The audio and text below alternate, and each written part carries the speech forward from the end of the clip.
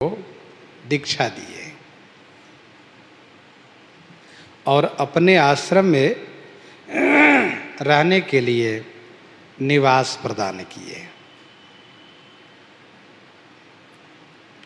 यह देख करके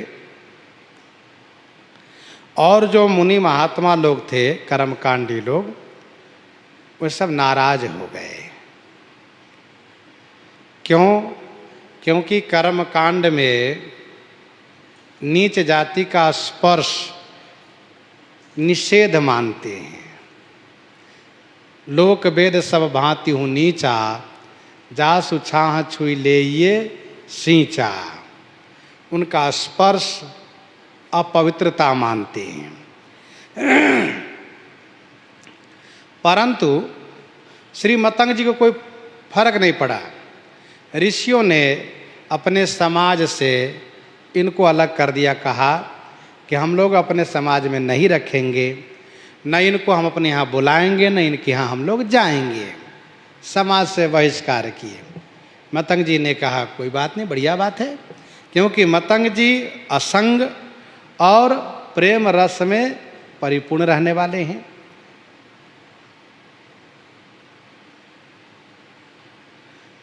आकाशवाणी हुई, धन्य है ऋषि श्रेष्ठ, आपने श्री शबरी जी को आश्रय दिया है और आपने इनको निवास दिया है, दीक्षा दिया है। आपने बहुत उत्तम काम किए हैं। इसलिए अब आप ऊपर आ जाइए। आपका कार्य पूरा हुआ, ऊपर आ जाइए। अर्थात भगवान की वाणी है, तो ठाकुर जी ने कहा मेरे धाम को आ जाइए। भगवान के दूत यदि कह रहे हैं तो मानो कहते प्रभु के पास आ जाइए। इस प्रकार से बुलावा आ गया। श्री मतंग ऋषि जी जाना नहीं चाहते थे, वे तो चाहते थे कि यहीं रहना अच्छा है, बढ़िया लगता है, क्योंकि भक्ति की प्रतिमूर्ति श्री शबरी जी का इस आश्रम में निवास हुआ है। तो भक्ति के निवास होने से स्वाभाविक है कि आनंद ही आनंद प्राप्त होता है। सोह शैल गिरिजा गृह आए, जिमजन राम भगति के पाए। राम भक्ति की प्राप्ति जहाँ हो जाती है वहाँ शोभा बढ़ जाती है, आनंद प्राप्त होने लगता है। तो श्री मतंग ऋषि को जाने की इच्छा नहीं थी, शरीर छोड़ने की इच्छा नहीं थी, परंतु श्री राम जी का बुलावा आ गया। अब क्या करें? उन श्री राम जी का बुलावा जो प्रभु आज्ञा अपेल श्रुति गाई। भक्त लोग यदि भक्ति यहाँ पर प्राप्त हो, यदि भजन होता रहे, सत्संग मिलता रहे, तो भगवान के धाम नहीं जाना चाहते। कहते ना मुझे नहीं जाना है। हनुमान जी भगवान के धाम जाना मना कर दिया, कहा हम नहीं जाएंगे आपके यहाँ। कबीरदास जी जब जाने लगे तो अपनी व्यवस्था लाचारी दिखाए। राम बुलावा भेजिया, दिया कबीरा रोए। अब हम क्या करें? उधर से आदेश हो रहा, अब चले आइए, चले आइए, और मेरा मन नहीं कह रहा जाने के लिए। राम बुलावा भेजिया, दिया कबीरा रोए। जो सुख यहाँ सत्संग में सो बैकुंठ न होए। कथा सत्संग का सुख यदि उन स्वर्ग आदि बैकुंठ आदि में होता तो श्री परीक्षित जी के सामने देवता लोग अमृत कलश लेकर नहीं आते, यह कहने के लिए कि हे सुखदेव महाराज, आप ये अमृत उनको पिला दीजिए, कथा अमृत हमको दे दीजिए। श्री सुखदेव जी उनको भगा दिए कि जाओ, तुम लोग अधिकारी नहीं हो, उसके पात्र नहीं हो, चले जाओ। तो कहने का भाव यह है कि कथा सत्संग का आनंद, भजन का आनंद इसी लोक में है। इसीलिए भक्त लोग जब तक शरीर से भजन बनता हो नहीं चाहते जाना। कहेंगे प्रभु ठीक है, बढ़िया भजन बन जा रहा है। और जब भजन शरीर से नहीं बनता तब भक्त कहते हैं प्रभु अब आप कृपा कीजिए, अब शरीर काम नहीं करता है, शरीर रखने लायक नहीं, छोड़ दें इसको। तो यहाँ श्री मतंग ऋषि में शरीर की जर्जरता नहीं हुई, शरीर अशक्त नहीं हुआ, बल्कि ठाकुर जी का बुलावा आ गया इस परोपकार से, जो सबरी जी पर उन्होंने परोपकार किया है। तब श्री मतंग ऋषि ने कहा, सबरी सो कहो तुम राम दर्शन करो, मैं तो परलोक जात आज्ञा प्रभु पारिये। सबरी सो कहो, श्री मतंग ऋषि ने कहा, सबरी मैं प्रभु की आज्ञा को पालन करने के लिए प्रभु के धाम जा रहा हूँ, मुझे बुलावा आ गया, मैं वहाँ जाके दर्शन करूँगा और तुम यहीं रहो, तुम्हें यहीं दर्शन होंगे, बल्कि तुम्हें दर्शन करने भगवान आएंगे, तुम्हें दर्शन करने भगवान आएंगे। भक्त के दर्शनार्थ भगवान जाते हैं। सबरी सो कहो तुम राम दर्शन करो। श्री सबरी जी ने कहा, नहीं नहीं गुरु जी, मैं तो आपके साथ चलूँ, मुझे नहीं रहना यहाँ पर। गुरु जी ने कहा, नहीं नहीं, श्री राम जी की इच्छा है तुम यहीं रहो, तुम चलोगे तो श्री राम जी यहाँ आएंगे, तो फिर तुम्हें ढूंढेंगे कहाँ गई सबरी मैया, इसलिए यहीं रहो। सबरी सो कहो तुम राम दर्शन करो, मैं तो परलोक जात आज्ञा प्रभु पारिये। प्रभु की आज्ञा को पालन करते हुए मैं भगवान के धाम जा रहा हूँ। अर्थात भगवान श्री राम जी की आज्ञा अकाट्य है, अटल है। गुरु जी प्रस्थान कर गए, भगवान के धाम चले गए। भले ही समझा कर गए, लेकिन गुरु जी का वियोग तो हुआ ही। जिनके सहारे जीवन चल रहा हो और जो लोक परलोक दोनों बना रहे हो, खास करके भगवान से जोड़ रहे हो, जहाँ तक कि लोक में कोई पूछता न हो, वहाँ पर जो भगवान से मिला देते हो, तो उनका वियोग तो खलेगा ही। श्री सबरी जी को गुरु जी का वियोग बहुत कठिन हो गया।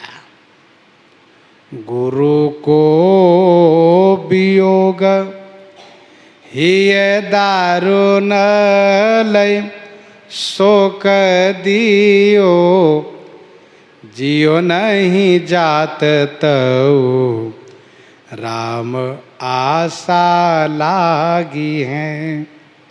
गुरु को वियोग, गुरु जी का वियोग हो गया। गुरुमूर्ति मुख चंद्रमा, गुरुमूर्ति मुख चंद्रमा, सेवक नयन चकोर, अष्टपहर निरखत रहो गुरु चरणन की ओर।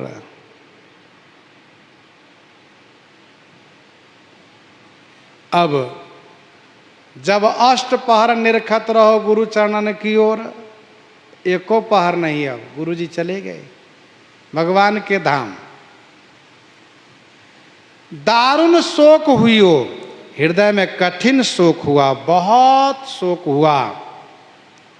जियो नहीं जात, जीने का मन नहीं करता, मन होता है खान पान छोड़ करके यूं ही प्रायोपवेशन करके शरीर हम भी छोड़ दें। लेकिन गुरु जी की बात को याद करके गुरु जी ने कहा है, यहीं रहना आश्रम में, श्री राम जी आएंगे तुम्हें दर्शन देने के लिए, तो श्री राम जी आएंगे। इस आशा से जीवन जीने के लिए निश्चय किया। जैसे अयोध्यावासी श्री राम जी के वियोग में राम दरस लगी लोग सब, करत नेम उपवास, तज तज भूषण भोग सुख, जियत अवधि की आस। जियत अवधि की आस, जीवन धारण किए हैं कि 14 वर्ष के बाद आएंगे। अवधि अम्बु प्रिय परिजन मीना, तुम करुणा कर धर्म धुरीना, अस विचार स्वीकर हो पाई, सब ही जियत जय भेंट हुआई। जियो नहीं जात तो राम आशा लागी है, श्री राम जी के दर्शन की आशा लगी है। और आशा से वासा होता है, जहां आशा वही निवास है। आशा से ही जिंदगी रखा जाता है। तो राम आस लागी है, श्री राम दर्शन की आशा लगी हुई है। देखो आशा में बड़ी शक्ति है। श्री चक्रवर्ती जी महाराज इस आशा से जीवित रह गए 6 दिन तक कि सुमंत्र जी श्री राम जी को लेकर आ जाएंगे। इस आशा में जब सुमंत्र जी ने कहा कि श्री राम जी नहीं लौटे, तब श्री चक्रवर्ती जी की आशा टूट गई और आशा टूटते ही प्रस्थान कर गए। एक दृष्टांत है। एक बहुत बड़े कर्मकांडी सदाचारी ब्राह्मण देवता थे और तपश्चर्या पूर्वक जीवन जीते थे, अकेले रहते थे। कहीं तीर्थ में जाना हुआ उनको तो वह किवाड़ बंद करके, कुंडी लगा के ताला बंद करके चले गए। संजोग से उसके भीतर में एक बिल्ली बंद हो गई। बिल्ली पंडित जी महाराज उस कमरे के भीतर छींके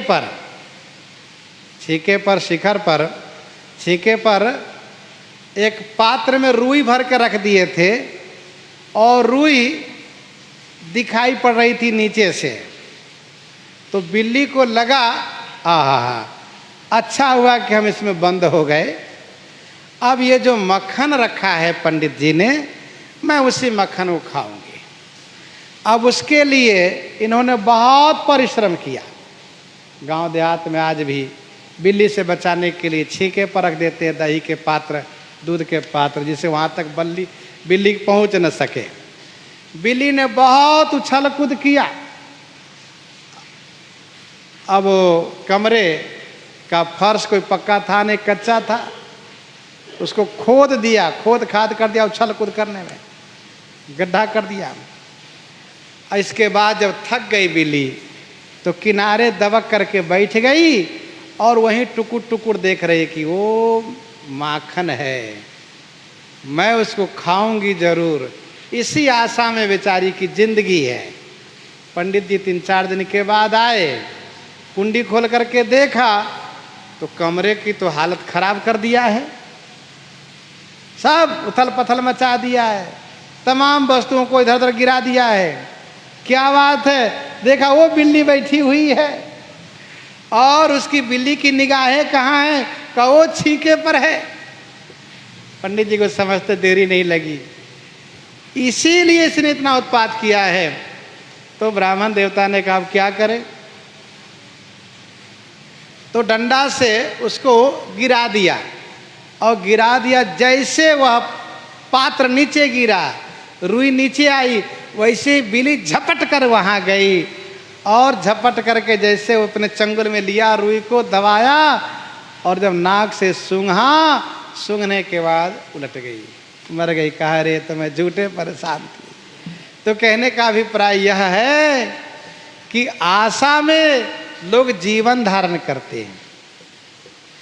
आशा लगाए रखो, आस मत तोड़ो, अवश्य विश्वास के साथ आस लगाए रखो तो काम होगा। श्री सबरी जी को श्री राम दर्शन की आशा लगी है। निहाई वे की बाट निशी जात ही बुहारी सब, भइयों अवार ऋषि देखी व्यथा पागी है। निहाई बेको बाट निशी जात ही बुहारी सब। निशी माने रात्रि में ही स्नान करने का जो मार्ग है उसको नित्य बहार दिया करती थी। झाड़ बुहार कर दिया करती थी, साफ कर देती थी। भाइयों आवार, लेकिन आज आवार भाई माने देरी हो गई। क्यों? एक तो गुरु जी के वियोग का शोक, दूसरे में श्री राम दर्शन की आशा, उसी उधेर बुन में, उसी मनन चिंतन में, आगे पीछे विचार करने में देरी हो गई। जब मन कहीं लगा हो तो स्वाभाविक है कि देरी हो ही जाती है। तो श्री सबरी जी को देरी हो गई। अब बहारू लगाने के लिए चली, देखा कि बाबा लोग नहाने जा रहे हैं,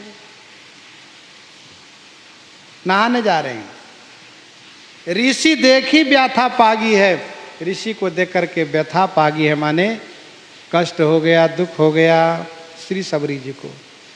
महात्मा को आज कष्ट होगा, मुनि महात्मा को। पर हुआ कुछ और। झाड़ू लगा रही थी, झाड़ू से एक कंकर छिटका और जाकर के बाबा जी को छू गया, उन बाबा जी को जो स्नान करके आ रहे थे। छुई गयो ने को कहूँ खीजात अनेक भांति, करी कई विवेक गयो निहान यह भागी है। छुई गयो नेको, जरा से छू गया, शरीर से नहीं छुआ, लेकिन छाया का स्पर्श हुआ, कंकर पड़ गया, क्योंकि मार्ग सकड़ा था, मार्ग संकीर्ण था। छुई गयो नेको कहूँ खींचता नेक भांति। और बाबा जी बहुत खींचने लगे, नाराज होने लगे। बड़ी भक्तिन बनी है, माया दुष्टा, देखो अपवित्र, और ये सबरी सवर भिलनी, बताओ मुझे अपवित्र कर दिया इसने। बहुत उल्टा सीधा और भी जो कहना कहना आप सना बोल गए, जो नहीं बोलना चाहिए बोलते गए। तो श्री सबरी जी तुरंत भाग कर कुटिया में चली गई। और ये बाबा जी अपने आप को समझाए। गुस्सा तो बहुत लगी थी, लेकिन गुस्से को दबा करके करी के विवेक विचार करके, सोच विचार करके, अरे जो हो गया सो हो गया, चलो फिर से नहा लेते हैं। गए नहाने और सबरी जी अपनी कुटिया में चली गई। बाबा जी को लगा कि इनके छूने से मैं अपवित्र हो गया, इनका सोच गलत है, और इसलिए बहुत खींचने लगे। बहुत खींचना ये साधु महात्मा साधक के लिए शोभनीय नहीं है। कोई बात बिगड़ती हो तो उसको सामंजस्य समन्वय करना चाहिए, समाधान करना चाहिए। बहुत खींचना अच्छी बात नहीं। एक दृष्टांत है, एक जगह एक भंगिन झाड़ू बहारू कर रही थी, और एक कर्मकांडी सदाचारी ब्राह्मण देवता स्नान करके आ रहे थे।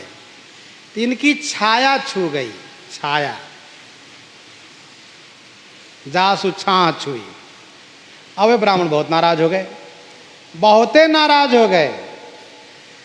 तो भंगिन ने हाथ जोड़ करके कहा, महाराज गलती हो गई, माफ़ कर दीजिए, क्षमा कर दीजिए, जाके दोबारा नहा लीजिए। महाराज आपके ये कपड़े, आपके ये लोटा यदि आपके काम के नहीं रहे तो इसको फेंक दीजिए, बहा दीजिए और दूसरा ले लीजिए, हम पैसे देती हैं, द्रव्य दे देती हैं। लेकिन जितना वो अनुनय विनय करें उतने नाराज होते जाएं।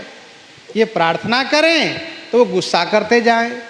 तब जब बहुत गुस्सा किया तो भंगी ने झाड़ू को फेंक दिया और उनका हाथ पकड़ लिया, क्योंकि उसके पूर्व तब तक कुछ लोग आ गए, एकत्र हो गए, भीड़ हो गई। क्या बात है, शोरगुल क्यों है? भंगी ने भी नहीं करे, ब्राह्मण देवता गाली देते जाएं, कटु कहें, तो उसने हाथ पकड़ लिया और कहा, सुनिए, कहाँ भटके हुए थे आप? मेरे स्वामी हैं, मेरे पति हैं, चलिए घर चलिए। अब तो और खिजला गए बेचारे, उनको आग लग गई शरीर में। अब तक तो छाया के स्पर्श से नाराज थे, और अब तो उसने हाथ पकड़ लिया और उसने कहा, नहीं आप मेरे पति हैं, आप कहाँ भूले भटके थे, चलिए घर में चलिए, मैं ढूंढ रही थी बहुत दिन से। अब जिन लोगों ने सुना वे सब बेचारे चौकने हो गए। ये भांगिन उसको पति क्यों कह रही है, क्या बात है, मामला क्या है? तो कुछ लोगों ने बोलना भी शुरू किया, है तुम गलत बोल रही हो, इस पंडित जी को मैं बढ़िया से जानता हूँ, ये पंडित जी अच्छे कर्मकांडी सदाचारी ब्राह्मण है, ये तुम्हारे पति कैसे हो गए? तो भंगिन ने कहा आप लोग नहीं जानिएगा, जिनको आप जानते हो दूसरा कोई होंगे, ये मेरे पति है। अब तो वो पंडित जी और आग बबूला होते चले गए, दोनों झगड़ते हुए पहुंच गए राजा के पास। भंगिन ने कहा मैं राजा के पास चलूंगी, मेरे पति हो मैं प्रमाणित कराऊंगी। और पंडित जी कहते हाँ चलो, मैं कैसे तुम्हारा पति हो गया? अब इस प्रकार से दोनों राजा के पास पहुंचे तो राजा ने जब सुना, क्योंकि तत्काल फैसला होना है, राजा ने विचार किया ये पंडित तो ऐसे नहीं है कि भंगिन के पति बन जाए, ये ब्राह्मण ऐसे नहीं है कि उनके पति बन जाए, मामला कुछ और है जरूर। तब राजा ने उस भंगिन से कहा तुम सही सही बताओ, तुम इसको पति कब से मानने लगे हो, कैसे तुम्हारे पति हो गए? तब भंगिन ने अपनी सारी बातें कही, महाराज ऐसी ऐसी बात हुई, मैंने बहुत प्रार्थना किया, बहुत उन्होंने विनय किया, लेकिन इसके बाद भी ये रोष करते चले गए। तो जब इनमें सहनशीलता ही नहीं है, ये तो भंगी ही ठहरे, काहे को ब्राह्मण है? जब सहनशीलता नहीं है, क्षमा गुण नहीं है, ये भी भंगी, मैं भी भंगिन, इसलिए मैंने इनको अपना पति कहा। तो राजा ने कहा हाँ बिल्कुल ठीक कहा तुमने। फिर इसके बाद राजा ने ब्राह्मण देवता से कहा देखिए महाराज, प्रणाम महाराज, इन्होंने जो कहा वो ठीक है कहा, ठीक है गलती हो गई, इसने हाथ जोड़ लिया, माफ़ी मांग लिया, तो आपको शांत हो जाना चाहिए था। और इन्होंने ये भी कहा कि लोटा सोटा कपड़े जो भी आप पवित्र मानते तो मैं इसके लिए पैसे देती हूँ, आप दूसरा खरीद लीजिएगा, इसको छोड़ दीजिए, शांत हो जाना चाहिए। अब इतनी असहनशीलता नहीं होनी चाहिए, सहनशीलता होनी चाहिए। इस प्रकार से जब राजा ने कहा सुनिए अब की बार आपको हम छोड़ दे रहे हैं, अब जाइए अपने सदाचार पूर्वक जीवन जिए, लेकिन आज के बाद इस तरह से रोष यदि किए, नाराज हुए, तो आज तो आपको ब्राह्मणत्व का प्रमाण मिल भी गया, लेकिन अगले बार यदि गलती करेंगे तो ब्राह्मणत्व का वो जो आपका जो है प्रमाण वो खत्म हो जाएगा, फिर आप सचमुच भंगी माने जाइएगा। तब कहे ठीक है महाराज, भागे वहाँ से पंडित जी। कहा बाप रे, आज के बाद इनसे उलझेंगे नहीं, हम इन सब लोगों से नहीं उलझेंगे और इतना गुस्सा भी नहीं करेंगे। यदि कोई हाथ जोड़ लिया तो हाँ ठीक है, क्षमा गुण सहनशीलता ये साधु ब्राह्मण का भूषण है, होना चाहिए। लेकिन ये बाबा जी बड़े नाराज हुए, सबरी जी को बहुत उल्टा सीधा कह दिए और सबरी जी को डांट फटकार करके सबरी जी रोने के लिए कुटिया में चली गई, बहुत दुखी हो गई। तब ये बाबा जी गए नहाने के लिए, जैसे जल में प्रवेश किए वैसे ही जल वह पानी खून बन गया और उसमें कीड़े रेंगने लगे। तो बाबा जी ने कहा देखा, उस पापिन के छू जाने से मैं इस जल में नहाने आया तो जल भी खराब हो गया, ऐसी वो पापिन है वो। लेकिन बाबा जी ने उल्टा समझा, जबकि हुआ क्या है कि भक्ता अपराध, श्री सबरी जी महान भक्ति की मूर्ति हैं और श्री सबरी जी से नफरत करके उनको अपमान करके जो अपराध भगत करई, अपमान करके ये अपने आप को उनके स्पर्श से अशुद्ध मान करके शुद्ध होने के लिए नहाने आए हैं, तो वरुण देवता ने जल को ही खराब कर दिया। होते रहो शुद्ध, जहाँ जाओगे वहीं अशुद्ध है। चल सोरुधिर भयो नाना कृमि भरी गयो, नयो पायो सोचता हूँ जाने न अभागी है। जल सोरुधिर भयो, वह जल वह पानी खून हो गया, नाना कृमि भरी गयो, अनेक कीड़े भर गए, वो बज बज कीड़े करने लगे, बिल्कुल हाँ बिल्कुल विभत्स,